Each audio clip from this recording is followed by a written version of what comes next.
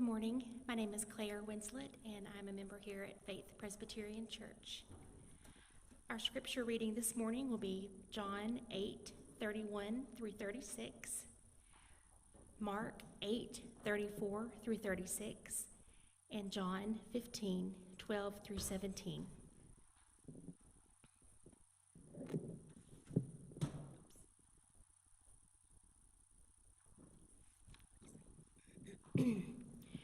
So Jesus said to the Jews who had believed him, "If you abide in my word, you are truly my disciples, and you will know the truth, and the truth will set you free."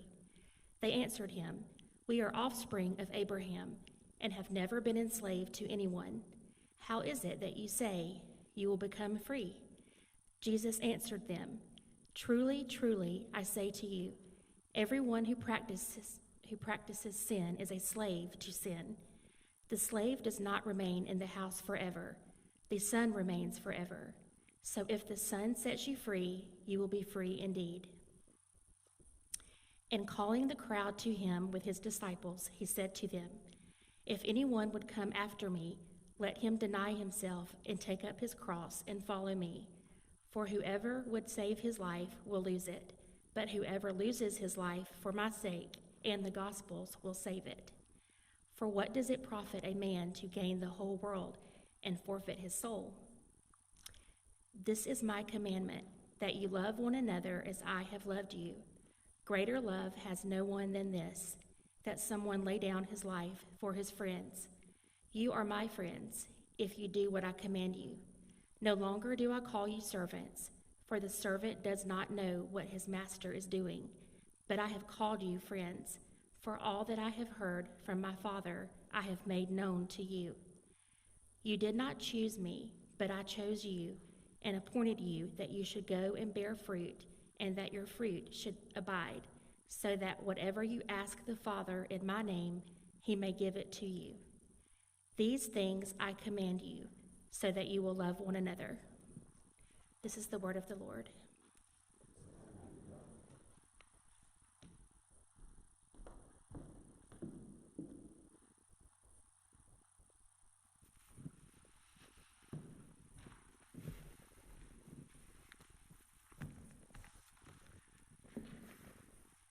Good morning. Asking for a Friend is a series we're doing this summer, looking at common questions and even objections to Christianity. Maybe you have these questions, maybe someone you know has them. Our goal is that you would see what Jesus has to say about these things in the hopes of breaking down some barriers between you or someone you know and faith in Jesus. And I'll also say it's really hard to cover everything in one sermon when we talk about some of these objections and some of these questions and answer every potential question. So we are doing a class on Sunday nights at 6 online on Zoom, where we sort of continue to talk about these questions and go deeper into them, and give you a chance to ask questions and that sort of thing. So especially since we can't all be together, I'd really encourage you to join us tonight if you can. So today, the objection that we're looking at is, why can't I be free to live as I see fit as long as I don't hurt anyone? Now, this is an important question because as much as any other subject in this series, this pushes back against what our Western individualistic world holds most dear. Personal freedom. This isn't a question that would be asked in every culture in the world, and probably not a lot of cultures throughout history. But for us, the desire to be free from everyone and everything is really everywhere. You do you. This is my truth, like we talked about the last few weeks. It's not you, it's me. But our obsession isn't just with the language that we use to talk about ourselves and to focus on ourselves. The selfie's become our most popular art form. Politics these days seems less like an opportunity to work for the common good and more like a means by which people can make themselves famous. Disney's got a long list of movies that follow the same storyline of getting rid of the confines of family and tradition and authority in pursuit of true freedom and self-expression. The message to our kids is you can be whatever you want to be, even though I'm pretty sure I would never have been able to have been a 7-foot-tall NBA basketball player, no matter how much I wanted to be. And underlying our question today, why can't I be free to do as I see fit as long as I don't hurt anyone, is this idea that if life is all about me, shouldn't I be able to do whatever makes me happy as long as I don't keep other people from doing what makes them happy? But what if there's a better way? What if freedom is actually better than this? And what if there was a better standard for life than simply not hurting people? Today, we're going to take an honest look at our ideas about freedom. Are we really free to do whatever we want? Jesus has some interesting things to say about freedom. And then we're going to look at two things, sacrifice and love, that really only flow out of a right understanding of freedom. So freedom, sacrifice, and love. What are they, and how do we truly experience them? This is what we're going to talk about. So let's dig in. And first, we're going to talk about freedom. We're going to look at John 8 to help us understand what freedom really means and how Jesus says we can find it. So let me read John 8, 31 through 38 again, or through 36 again. So Jesus said to the Jews who had believed him, "If you abide in my word, you are truly my disciples, and you will know the truth, and the truth will set you free." They answered him, "We are offspring of Abraham and have never been enslaved to anyone. How is it that you say you will become free?" Jesus answered them, "Truly, truly, I say to you, everyone who practices sin is a slave to sin. The slave does not remain in the house forever. The Son remains forever. So if the Son sets you free, you will be free indeed." Now, Jesus tells us a lot about freedom here. What does he say in verse 34? He starts, "Truly, truly," which means listen up, because what's coming next is very important and is definitely true. He says, everyone who practices sin is a slave to sin. Now, we'll come back to sin, right and wrong, in a few minutes. But if we understand that the Bible teaches everyone sins, then what Jesus is saying here is that everyone is a slave to something. No one is free. No one's without attachments to the world around them. And this is an important part of what we're talking about because it goes to a false assumption in our question. The question people often ask is, why can't I be free to do whatever I want? But the first part of the answer to that question is that because no one is free to do whatever they want. Martin Luther used the language of a horse to represent a person's will, right? Our choice, our desire to do something. And he said, no one's free to choose whatever they want, but everyone chooses differently based on who's driving the horse, who's riding the horse. No one chooses without being influenced and contained by certain things. Maybe it's the law. You desire to be a good citizen, or you're afraid of the punishments that come from breaking the law. Maybe it's popular opinion. Your desire to be a part of a certain crowd, or your fear of a certain crowd turning on you. Maybe you're influenced by a relationship or a goal. Think about it. If you play a sport or an instrument, and you want to be great at it, you have to make decisions all the time about practicing and doing other things, right? In one sense, you're free to do whatever it is you want to do. But in another, if you choose to always go and hang out with people instead of practicing, you'll never be great. And if you choose to practice as much as you need to, then your relationships might suffer as a result. Maybe the college or career you want is driving you to do whatever it takes to study as much as you can. If your goal is success at all costs, then maybe the choice to pursue that success has caused you to compromise your integrity or sacrifice your relationship with your family. I have to choose every night between losing weight and eating milk duds. I can't do both, and Milk Duds usually wins. Tim Keller puts it like this in his book, Making Sense of God. Freedom is not what the culture tells us. Real freedom comes from a strategic loss of some freedoms in order to gain others. It's not the absence of constraints, but it's choosing the right constraints and the right freedoms to lose.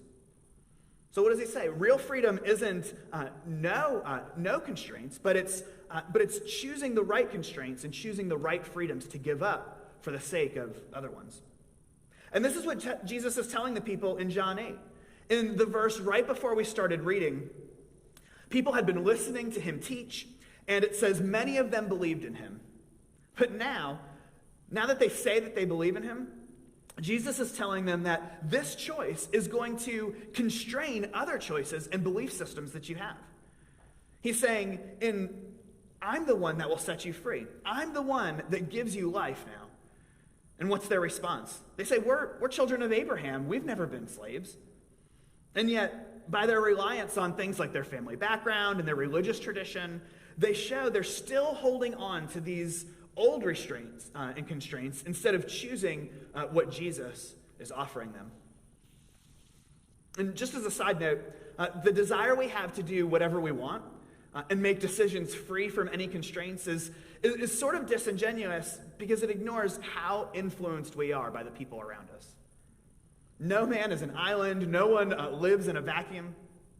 For better or worse, much of who we are and how we think are shaped by the culture we're born into, which is completely out of our control, and the people that surround us. I was talking to someone just this week, and they were saying how he was naming the men that he could think of in his life that have influenced how he views things like manhood and fatherhood and what it means to be a husband. And he says, and he was saying, I know that the way that I think about those things and the way that I act as a person who fills those roles is directly correlated to these other men who have had an influence in my life over the years. That's the intellectual honesty that we need to have, to acknowledge that none of us make decisions on our own. So Jesus tells us that no one is free because we're all a slave to something. And the freedom he talks about is not the absence of constraints in our life, but choosing the best things to guide how we limit our choices. Because more choices is not always good. It's not always better. Our church supports a number of different missionaries, and I know I've heard some of them come back and talk about what it's like to go to the grocery store here versus going to the grocery store in the country where they live. Where they live, they don't have everything that you're looking for, and if they do, they've got one brand of it and maybe a few of them on the shelf. But they come home to here, and they go to the grocery store, and there's 65 types of salad dressing and 50 kinds of bread, and too many choices can be paralyzing. And this is the problem with the idea of freedom without constraints. If we try to do whatever we want, as long as we don't hurt anyone, we'll face constant conflicts. Conflicts between what we want in and of ourselves, because we'll want two things at the same time that can't exist next to each other. And we'll face conflicts between us and other people over things like what exactly is hurtful and not hurtful.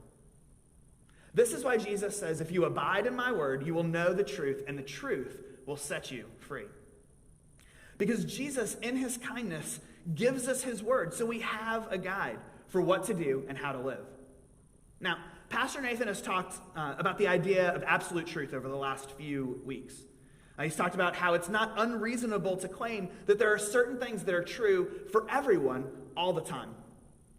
So we're not going to talk about that a lot today. I'd really encourage you, if you haven't heard those sermons, to go back and listen to the last couple of weeks, because he does a really good job of explaining those. All I'll say about it now is, if you've come to the conclusion that there's no absolute truths, nothing that we can say is true for me, for you, and everybody else at the same time, and I've come to the conclusion that there are things that are true for everyone all the time, then our ideas are already in conflict. And it shows the difficulty of moving forward if there's no standard of morality for everyone. Now, my guess is there actually are things that we would agree on should be true for everyone, right? Things like human dignity. But apart from some standard of truth to tell us that, we sort of advocate for it arbitrarily. We've got no basis to try and convince other people that they should believe it too. This is why Jesus says we will know the truth from his word, and it's that truth that'll set us free. Not free to do whatever we want, but free to know what's right and to do what we were created to do. Because we're free from the conflict in ourselves, and we're free from that conflict with other people in knowing what's right and what's wrong. My parents live in Gainesville, up near Lake Lanier. And so last year, my dad and I rented a boat and went out on the lake for a couple hours. So you go and we listened to the instructions that they gave us, and we signed all the waivers, and then we pulled out of the dock. But really what we heard was, you've rented a boat, so you can take the boat wherever you want on Lake Lanier. And so we were out for a long time, but near the end of the day, we missed some of the signs that we were supposed to see. And we drove the boat too close to something.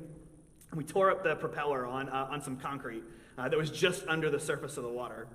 Now, what happened? Well, that concrete didn't care about our freedom. Right?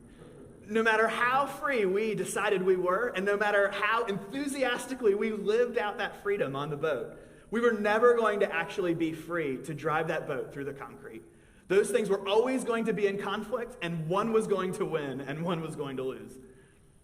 So another part of the answer to our question, why can't I do whatever I want as long as I don't hurt anyone, is because apart from some guide for us to follow, apart from some standard of right and wrong, we're always going to face conflict inside of us and with other people that we can't easily reconcile. Now, another reason why knowing the truth sets us free is because knowing right from wrong helps us to agree on what is actually harmful and what harms people, if we're actually concerned about not harming people. It sounds simple enough to say, well, I just won't do anything that hurts someone. But there's plenty of issues. Think about things like pornography. Think about things like the way that we speak to and treat other people. There are lots of things that stand out as things we are far from agreement on in our culture. The unrest we've experienced over the last few weeks is not because we all agree on a specific thing. So in some ways today, it seems like there's a struggle to determine what's exactly harmful to our neighbor, let alone agree on what's right and wrong. It's interesting that Jesus is addressing the crowd here in John 8, because often today, good and bad, right and wrong, acceptable and unacceptable, these things shift depending on which way the wind is blowing in the group that we belong to, or on social media, or even in things like what the legal precedent is for something. So our moral norms have become whatever's being pushed the loudest or creating the most social pressure, which feels really great when you agree with the side that seems to be winning the argument, but it's really disorienting when things suddenly shift. And this doesn't even get to our ability to protest evil and to call out injustice like Pastor Nathan talked about last week. If something is evil, we should be able to stand against it all the time and in every situation, not just when it's popular or when it will earn us some sort of credibility or simply when we feel like it. And if something is good, we should be for that thing all the time. This is why Jesus talks here about being a slave to sin. Sin has to do with human nature, and it's an important part of this discussion. Part of the underlying assumption of our question, why can't I do whatever I want as long as I don't hurt someone, is that even if I know what's best for me, and even if I know what won't hurt others, the assumption is that I'll actually choose to do those things. But that's giving a lot of credit to human nature, which I'm not sure it's really earned. It's hard to look around and honestly believe that everyone left to themselves would choose to do the good thing, the best thing, even the loving thing all the time. Maybe we would do it when it served some of our own interests. But apart from the freedom Jesus is talking about here, It's hard to think we have the natural resources to motivate us to choose what's good. Now, this isn't to say that people who don't believe in God, people who aren't Christians, can't do good things. They do. They do them all the time. But just because people do good things doesn't mean those good things are the natural result of their belief system. And often, the very notion of what's good is rooted in a biblical idea of good and bad that's been foundational to the shaping of the world in which we live and the culture in which we live over a long period of time. Christian Smith, in his book, Atheist Overreach, does a great job of talking about this. The very short, oversimplified summary of what he says is that it's fine to tell everyone they should do something or they should hold to certain principles. But apart from God, apart from holding the truth, there's no way to explain to people why they should care. Which means there's nothing to say to a person who decides that they just don't want to care. Think about our government. Think about the way that our government was set up with checks and balances. Right? The whole underlying assumption is that people can't be fully trusted. We all have the high probability, like Francis Spufford says, to mess things up. So when Jesus talks about sin, he's talking about something we're all born with that turns us in and ourselves, even at the expense of our relationships with others and our relationship with God. And even Christians struggle with this. In Romans chapter 7, Paul talks about this conflict, this struggle that he's having inside of himself with sin.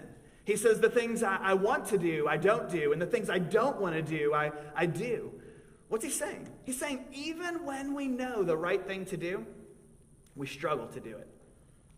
Which is why Jesus says here in John 8, if the Son sets you free, then you're free indeed.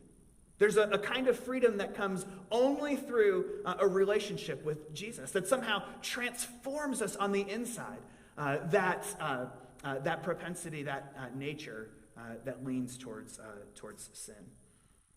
Now, we'll talk about how Jesus sets us free in a minute, but first I want to talk about what he sets us free to. See, when we talk about freedom, there's this temptation to talk about freedom as sort of a vague end in and of itself. But freedom is the means to something. What do we do with the freedom we have? What kind of life does the freedom we embrace lead to? And this is what we're going to talk about briefly in our last 2 points. Sacrifice and love. So, what kind of life does being set free by Jesus lead to? First, let's talk about sacrifice. Look at Mark chapter 8. And let's read again verses 34 through 36. It says, and calling the crowd to him with his disciples, he said to them, if anyone would come after me, let him deny himself and take up his cross and follow me. For whoever would save his life will lose it, but whoever loses his life for my sake and the gospel's will save it. For what does it profit a man to gain the whole world and forfeit his soul? Isn't this interesting? Often, the reason we ask a question like, why can't I do whatever I want as long as I don't harm anyone, is we believe absolute freedom and doing whatever we want is what will lead us to our greatest happiness and fulfillment. But Jesus seems to be saying something very different here. He says to follow him means not to do whatever I want, but to deny myself. And even pick up my cross and suffer so that I can follow Jesus. Now, how counterintuitive is that?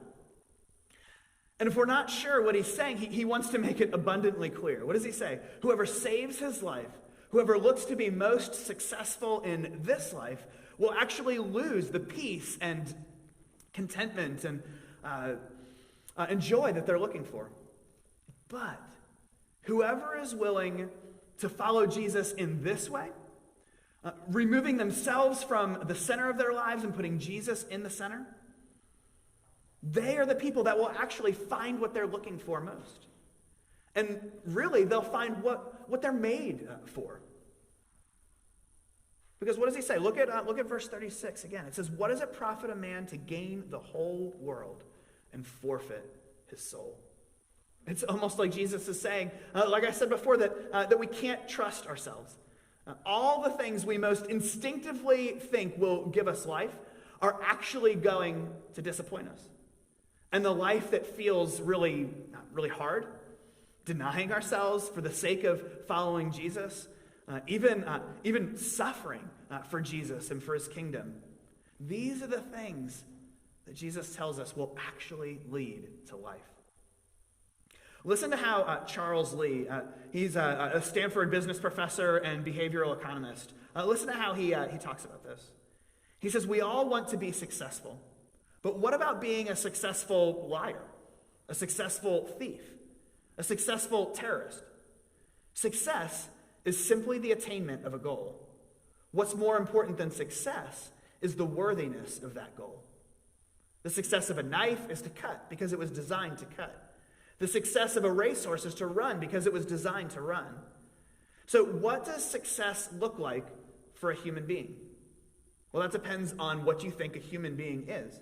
And in order to ask these questions, you need a worldview, some sort of cogent, coherent, metaphysical commitment to something." And he goes on to say that his commitment is to a worldview that involves Jesus as the center of his life. And in essence, Jesus is giving us this view of the world for us to follow him. He's saying here, I made you, and I know what you're made for. He says, you're made to live a life with and for him. So when we choose to find our purpose and our fulfillment in the pursuit of anything other than Jesus, it's never enough, because those things always overpromise and underdeliver. Think about how many celebrity interviews you've heard about their success and how their success isn't quite what they thought it was going to be. How they thought once they got to the top, things would be different, and they still feel like there should be something more. So what are your options at that point? You can find something else to fill the void, or try to get more of whatever it is you've been chasing, hoping that a little bit more will do the trick. But it's never enough. And that's not freedom. It's the slavery Jesus was talking about in John. But what does Jesus say here? In following him, we have the opportunity to give our lives away for his sake and the gospel's sake. And it's this kind of sacrificial life that truly satisfies our soul. This is real freedom. Not to work and to always be disappointed, but to follow and to trust and to have more than enough. And ultimately, a life without sacrifice is a life without love. But the freedom to sacrifice creates in us a freedom to love. So the last thing we're going to talk about is how the freedom to sacrifice makes love possible. All right, listen to John chapter 15 again, verses 12 through 17. "This is my commandment, that you love one another as I have loved you. Greater love has no one than this, that someone lay down his life for his friends. You are my friends if you do what I command you. No longer do I call you servants, for the servant does not know what his master is doing. But I've called you friends, for all that I've heard from my Father I have made known to you. You did not choose me, but I chose you and appointed you, that you should go and bear fruit, and that your fruit should abide, so that whatever you ask the Father in my name, he may give it to you. These things I command you, so that you will love one another." How often do we hear that love is the answer, right? Love wins. Just love everyone. But what does that mean? And what can give us the motivation and ability to actually love those around us?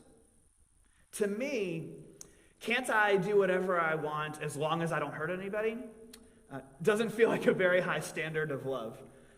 I don't think this would fan the flames of passion in Kelly, my wife.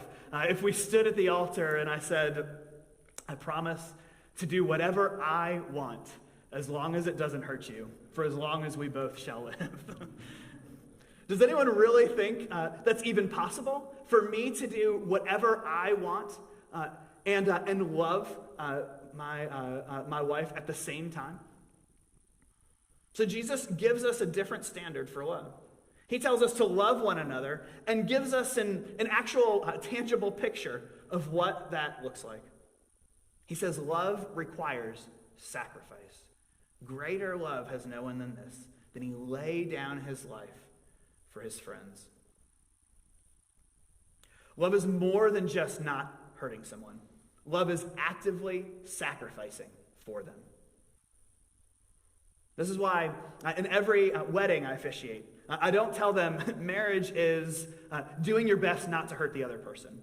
Right? I look at the groom and I say, what being a husband is to you is loving your wife sacrificially. And then I look at the bride and I say, what being a wife is for you is loving your husband sacrificially. Because we know relationships don't work where both people are just trying to get as much out of the other person as they can. How many of us have damaged or even destroyed relationships because of our selfishness? I know I have.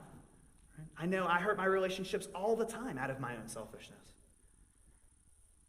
Now, how many of us have damaged or destroyed a relationship through sacrificing and giving ourselves for the other person? This is why a relationship like marriage is both people looking for how they can give to the other person. When I got married, I was agreeing to have some of my freedom constrained, right? To give up some of my freedom for the sake of my love for the other person. And my wife was doing the same for me. This is how any relationship works. Now, there's risk in giving something up of ourselves. But that risk is ultimately worth the sacrifice for love. Because love is what we all long for. C.S. Lewis says this about love. Love anything, and your heart will certainly be wrung and possibly broken. If you want to make sure of keeping it intact, you must give your heart to no one, and not even an animal. Wrap it carefully round with hobbies and little luxuries. Avoid all entanglements. Love it up safe in the casket or coffin of your selfishness. But in that casket, safe, dark, motionless, airless, it will change. It won't be broken. It will become unbreakable, impenetrable, irredeemable. We all want to be loved. We all need to be loved. But love requires sacrifice, and requires sacrifice from both parties. Now, Jesus here says, you are my friends if you do what I command. So what's he saying here? It sort of sounds like he's saying, if you first follow my commands, then I'll allow you to be my friend. Now, that sounds more like someone exploiting somebody than love. If we do this for Jesus, then maybe he'll consider loving us in return. But that's not it at all. Jesus doesn't ask us to love him or others sacrificially without first loving us in that same way. What does he say in verse 16? You did not choose me, but I chose you and appointed you, that you should go and bear fruit, and that your fruit should abide, so that whatever you ask the Father in my name, he may give it to you. We didn't choose him. Jesus chose to love us, and then he showed us what real love is by laying down his life for us, his friends. Imagine if Jesus would have asked the question, why can't I do whatever I want as long as I don't hurt anyone? But he didn't. He chose to exercise his freedom by laying it down. He willingly left heaven. He walked the earth, experiencing all the pain and brokenness of the world for himself. And then he suffered and he died in our place, taking on the punishment that we deserve. He loved us by sacrificing himself for us so that we could be his friends. So when he says in verse 12, love one another as I have loved you, he's saying you are free to live a life of love towards God and other people because of me. He says, if the Son sets you free, you are free indeed. Jesus sets us free not because of what we do, but based on what he has done for us and our faith in him. And when you experience that kind of love, someone laying down their life for you, then your thinking changes from asking a question like, why can't I do whatever I want, to something more like a statement that says, Jesus, I want to do whatever you want me to do because of all that you've done for me. This is what it means when he says that he's appointed us that we should go and bear fruit. That he stirs our heart, he stirs our affections in such a way that we can't help but wanting to go and do what he wants us to do.